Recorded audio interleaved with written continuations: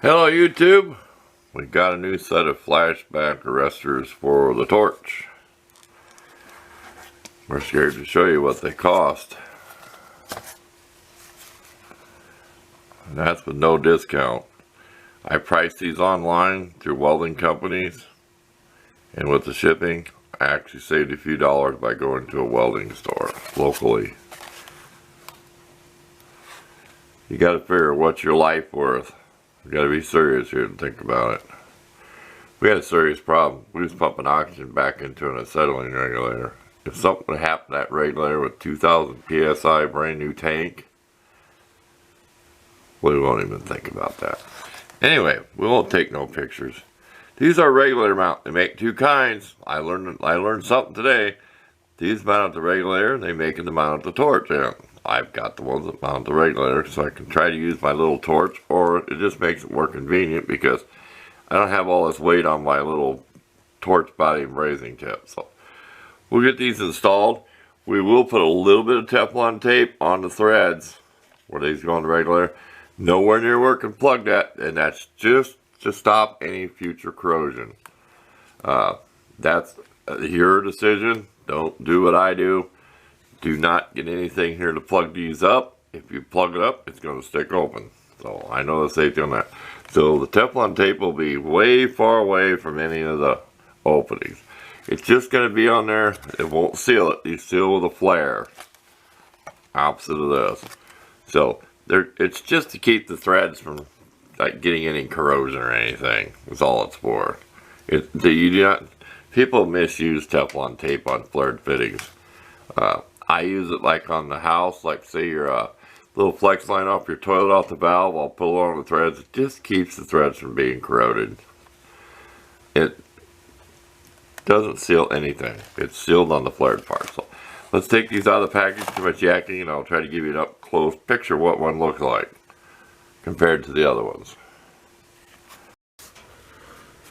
Okay, they're basically the same size, everything. Your gas thread's the opposite way. It tightens to the left.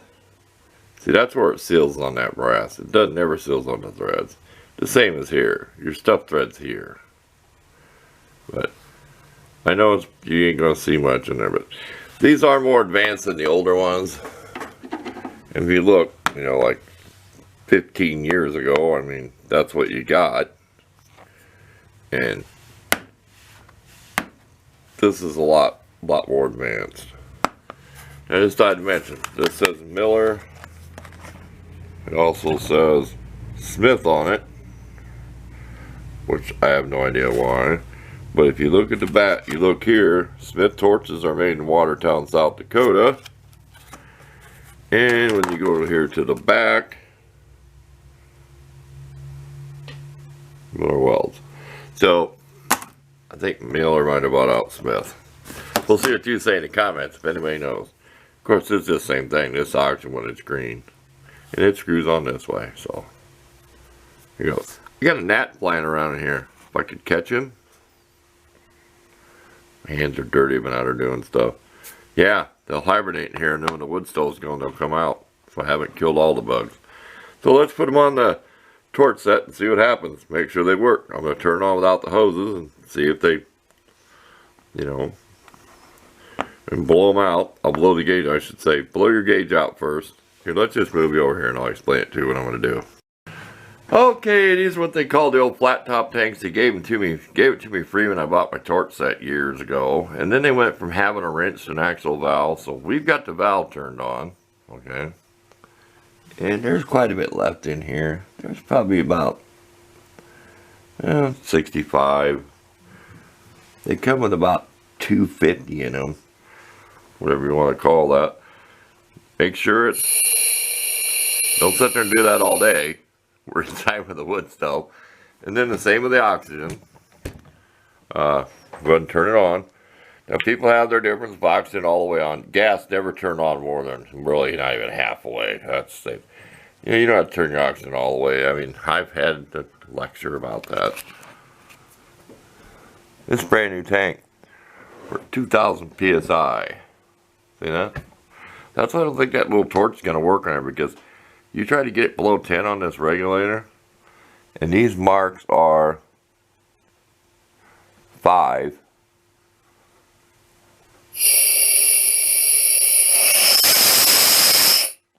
There. We made sure everything's cleared out. There's nothing to light down the other day. Just double sure, make there ain't no bug in there. Remember, you don't want a bunch of oxygen in a building either around a fire.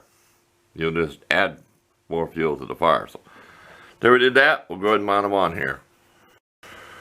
Okay, always add my disclaimer. This is not a tutorial how to hook up your torch. Do this at your own risk, all that. Don't do as I do. Blow yourself up. Don't blame it on me. Okay, I just wanted to show you the difference in the sound of the oxygen when I crank this on. I want you to see if you, there's nothing going here, no fan or nothing. So listen real close.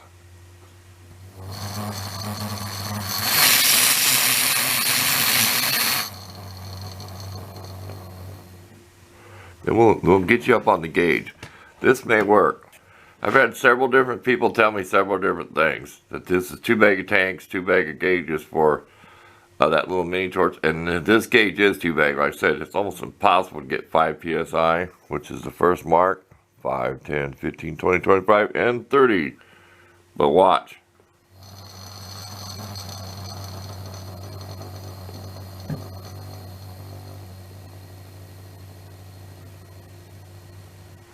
You couldn't do that with the other one. Even though the other one was good, you could not do that. Same as the gas. Gas only run what? I can't even tell you when I use the cutting torch or the brazing tip right now because I haven't done it for so long.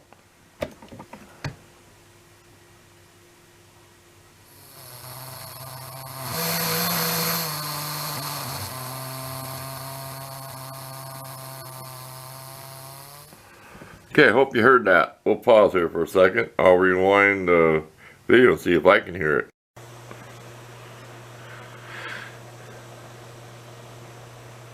Okay, we have a success, but this is the smallest tip, the number 3 tip.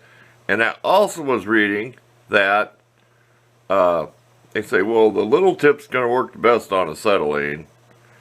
Well, then I looked at a few videos that the bigger tips work better on pro, and I don't think the bigger tips are going to work. This may be the only tip that works on this thing. The only tip. If I had something to heat up here, I just don't have anything to heat up because I'm kind of one-handed here right now.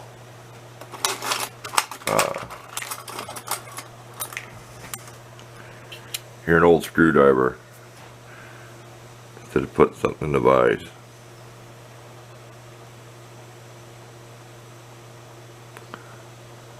I got my fingers up about a torch body to see if it's getting hot. Because I had my problem before that was getting hot. I could turn this up a little bit more and you'll hear the hiss of the torch. But that's going to be too hot for me.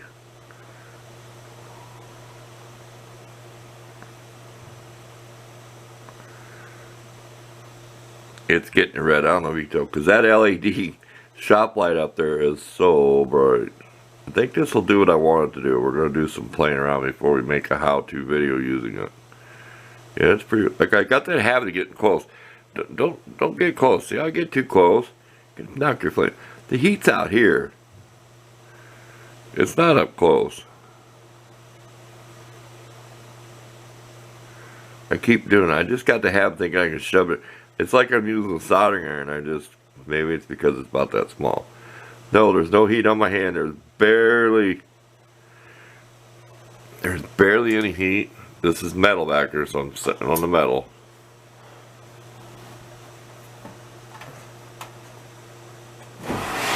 There, pull a little bit. There's barely any heat right here. Before, when I tried getting my too big a flame, it was too hot. I'm actually touching it there, so I'm gonna call it a success. I mean, it ain't small and pointy like I'd like it to be, and it's not going to show up on camera either. It's just not when you're looking at the flame. But that inner flame is about 3/4 of an inch long before it goes to a pinpoint in there. Because the outer flame is what you don't look at the outer flame. You look at the one towards the tip. But yeah, I'm kind of happy this might work. See where my finger's at? See that?